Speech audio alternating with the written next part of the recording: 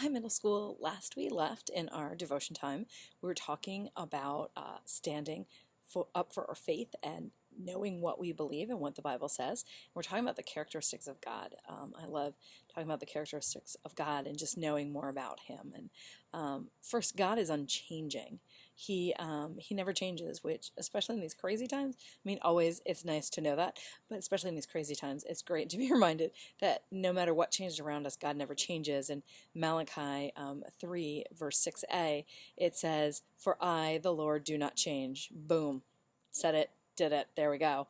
And that's awesome. I love that. And speaking of love, another characteristic of God is love.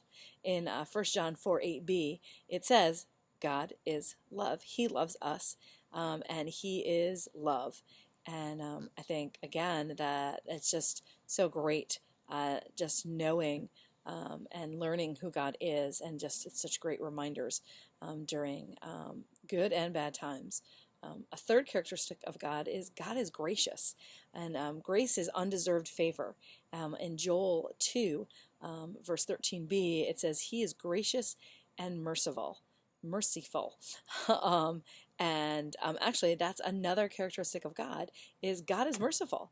In Titus 3, verse 5a, it says, He saved us, not because of works, by us in righteousness, but according to His own mercy. It's His choice.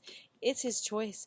And He is merciful, and He is gracious to us, and just a great verse that if you have not memorized, it's a great verse to memorize. It's Ephesians 2:8-9. It says, "For by grace you have been saved through faith. And this is not of your own doing, it is a gift of God, not a result of works, so that no one may boast." And it's just a great way to leave off our devotion time today.